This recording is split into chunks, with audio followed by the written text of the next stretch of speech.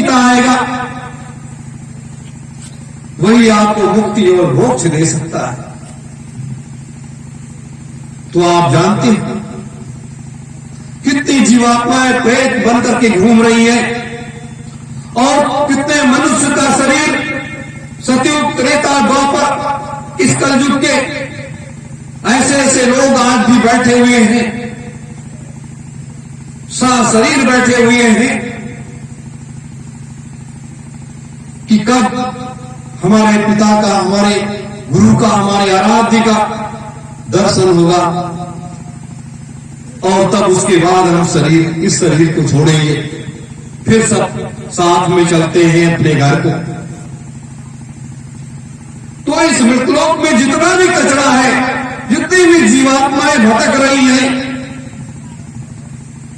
जितनी भी हैं, तो सबका इस महायज्ञ में सबका मुक्ति और मोक्ष मिल जाएगा, सबका उद्धार।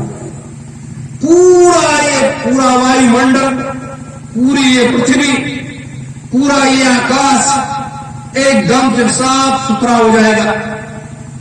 कोई भी प्रेतात्मा इस पृथ्वी पर, इस मृतलोक में नहीं रहेगी और 2,03,000 वर्षों तक कोई भी प्रेतात्माएं इस मृतलोक में ना होंगी, ना वो उनकी इस तरीके से मृत्यु होगी, ना वो गलत काम करेंगे और ना वो प्रेत बनेंगे।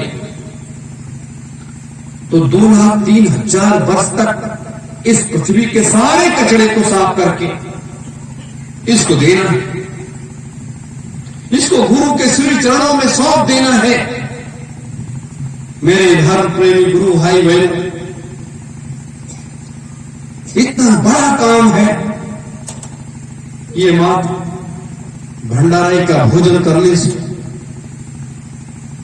बैठ करके इन रूहानी सत्संगों को सुन लेने से। ये सत्संग नहीं,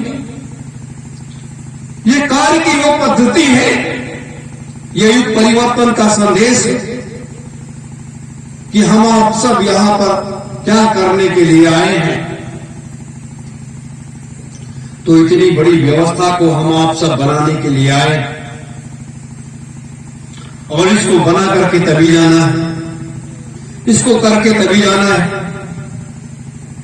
तो ये सब का तार जो है ये सतयुग से जुड़ा हुआ है कि जब आप सतयुग को इस धरातल पर उतार लाओगे,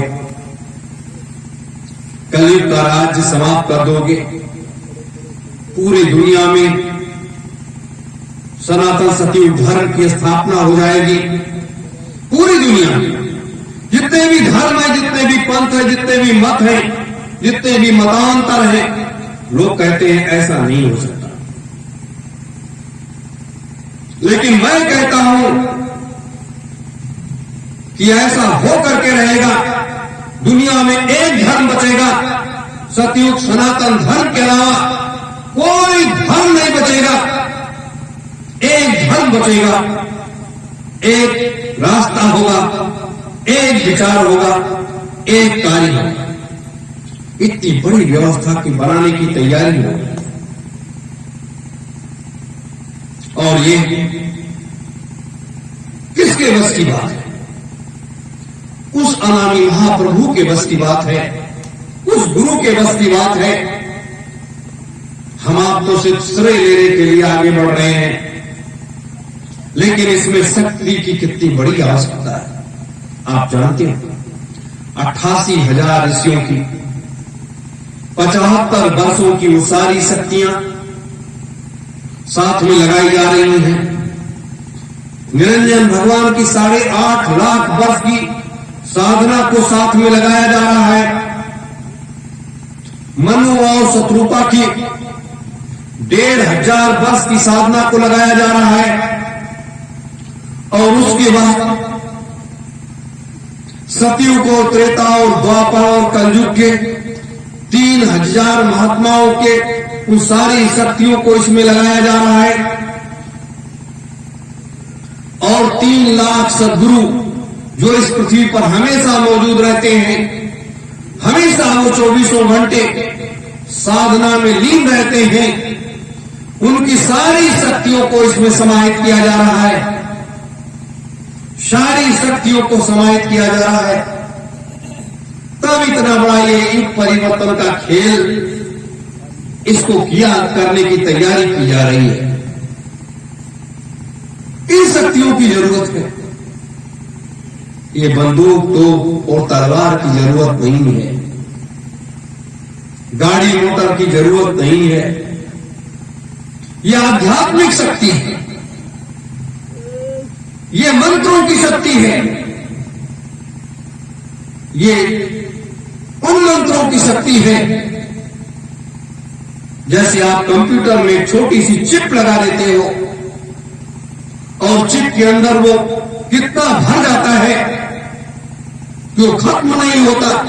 कोई कहता है ये 16 GB का है, कोई 20 GB का है, कोई 40 GB का, कोई 60 GB का है। उसी तरीके से हमारे इस ब्रह्मांड में एक चिप लगी हुई है, एक चिप लगी हुई है जो हमेशा उसमें भरता ही रहता है, हमेशा वो भरता रहता है। पूरा जीवन उसको खाली करने में बिता दोगे वो कभी खाली नहीं हो। तो ये जो लोग आध्यात्मिक शक्तियों को अर्जित करते हैं मंत्रों के द्वारा, साधना के द्वारा, वो उस चिप पे भरता चला जाता है और जब उसकी जरूरत होती है तो उसको निकाल दिया जाता है, निकाल दिया जाता है। तो परिवर्तन इस तरीके से। अब ये है प्रकृति क्या करती है, परमात्मा क्या करता है, और उसके बाद महामारियां, बीमारियां क्या करती हैं। ये सारा काम उन लोगों का है, ये सारा काम उन लोगों का है। और अपने लोगों का ये काम अपने लोगों का है। तो हमें आपको जरूरत है सबसे पहले अपने को समझने की। इसीलिए हजारों बार मैंने कहा कि अपने को पहचान लो, अपने अंतर में आत्मसात कर लो। और जब आप अपने अंतर में आत्मसात कर लोगे, आपके इस मंदिर में एक देवता बैठा हुआ है और उस देवता से आवाज लगाओ, उससे प्रश्न पूछो, वो आपका जवाब देता चला जाएगा। जैसे हमारी जो ये घाटी है, यहां भी कहा जाता है कि ये ब्रह्म सत्ता बैठी रहती है जो हमारी जूठन को बदलती है। और 24 घंटे यहां पर भी जैसे जीवात्माएं जहां रहती है वहां 24 घंटे सोहम सोहम का जाप होता है, वैसे 24 घंटे यहां पर सोहम सोहम सोहम, जो तू है वो मैं हूं, जो तू है वो मैं हूं, ये जाप 24 घंटे चलता रहता है। और जिस दिन ये जाप बंद हो जाता है, गला रुक जाता है और जीवात्मा अपने घर को चली जाती है। उसी तरीके से ये सारी कार्य की व्यवस्था है। इसलिए मेरे धर्म प्रेमी गुरु भाई बहनों, हमें आपको बदलना होगा, हमें आपको अपने विचारों को बदलना होगा, अपने खान पान को भी बदलना होगा, अपने रहन सहन को भी बदलना होगा। समय की गति को पहचानो और समय की गति को अगर आप पहचान लोगे तो आपको बहुत कुछ मिल जाएगा। अगर नहीं पहचान पाओगे तो कुछ मिलने वाला नहीं है। क्योंकि स्वामी जी महाराज तो दूर सिद्धाश्रम में जाकर के बैठ गए, उतनी दूर पहुंचना बहुत कठिन काम है। वहां कोई महात्मा ही चाहे तो आपको लेकर के जा सकता है। और जब आप वहां पर जाओगे, वायु मार्ग से जाना पड़ता है और एक बहुत बड़ा शिलापट रखा हुआ है। जब आप वहां तक पहुंचोगे तो पट ऑटोमेटिक हट जाएगा, उसके अंदर आप चले जाओगे, पट बंद हो जाएगा। उसके अंदर ये महात्मा ऋषि मुनि लोग बैठे हुए हैं। तो ये वहां जाकर के जब बैठ गए तो वहां आप जा नहीं सकते, जिसको बुलाएंगे वो जा सकता है। मेरे धर्म प्रेमी गुरु भाई बहनों, इसीलिए मैंने बार बार कहा, सुबह भी मैंने बताया था कि विश्वामित्र जी ने राजा हरिश्चंद्र जी को 11 दिन में अमर संदेश सुनाया था। 11 दिन लगा था अमर संदेश को सुनाने में। अमर संदेश क्या है? अमर संदेश ये धरातल का, ये भौतिकवाद का कोई भी शब्द नहीं है, कोई भी विषय नहीं है। अमर संदेश वो सीधे वो सत्यलोक का वो संदेश है जहां जीवात्मा रहती है। जीवात्मा और परमात्मा के बीच का संबंध का वो संदेश है जिसको आज तक विश्वामित्र जी के सुनाने के बाद किसी ने आज तक सुनाया नहीं।